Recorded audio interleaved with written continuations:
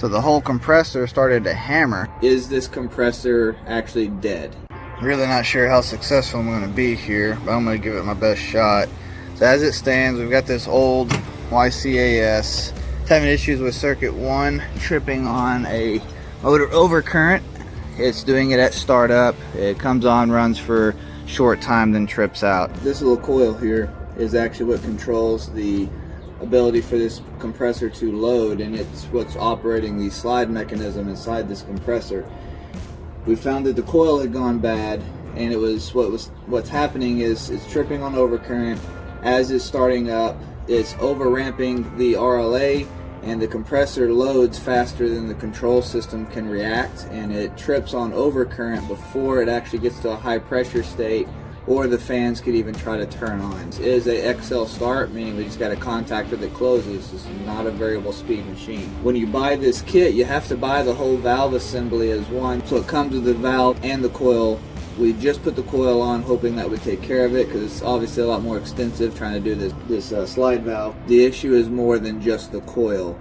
So I'm really questioning, did something happen on the valve that caused the coil? Because the coil itself shorted internally. We were able to verify that through ohming it out. The real question that I need to answer today is this compressor actually dead? The way this slide valve assembly and everything in here is set up, I do not feel comfortable trying to do a repair or take it apart or do anything of that nature. This is the capacity control valve, or the loading and unloading valve. The way this works, this valve sits in there. This is the old coil, sits over that valve stem, and the controls on this microprocessor vary the voltage going through this coil, which varies the position of this valve, and that will adjust how much it loads. So the more volts DC that this coil gets, the more the compressor is going to divert the oil pressure, which is going to cause the slide to push into the loading position. When we first walked up to the machine, another technician was working on it.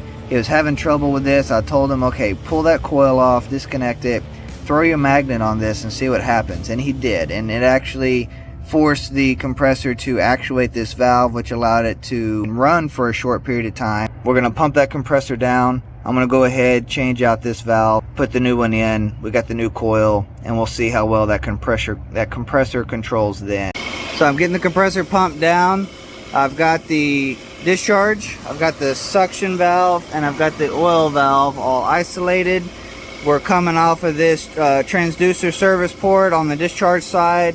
This side of this valve is open to the compressor cavity.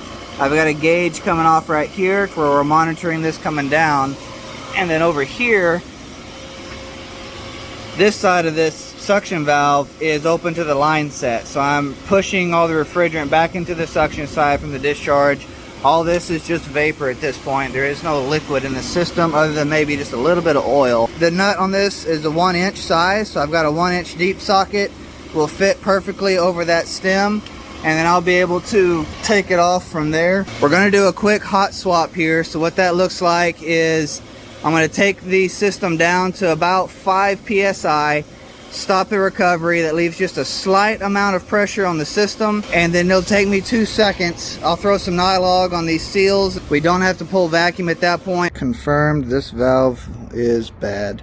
I can sit here and look at it. This is the old one, and the position of the stem in there is not correct. It's not in a neutral position to where it will allow the compressor to unload. It's actually it's stuck. I can see that it's stuck in a load position. So that definitely explains that, without a doubt, this was causing a problem. This doesn't guarantee we're out of the woods yet, though. We don't know whether or not the slide is still okay in here. We're hoping it is, but we're not going to know until we actually turn it on. Also, by the way, this was a 7/8 nut. The new one is 1 inch, so figure that out. The system switched on. I've got the pump flowing. I'll have to turn this rib to on in order to give us a call or simulate an automation call. Right now we don't have any alarms registered. The big question is going to be on this motor current, what do we look like at startup, and does it pull down where it should right out the gate, or are we immediately going way over and it just taking off? This is going to decide whether or not this compressor is savable or whether we've got to just completely condemn it and they're looking at tens of thousands of dollars in a compressor, or they spend, you know, 100 grand for a chiller.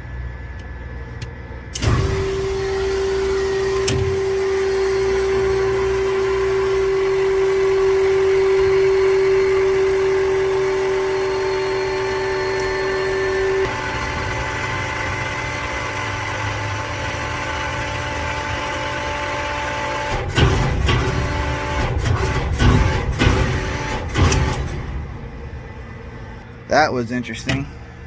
So the whole compressor started to hammer. The condenser fans never turned on.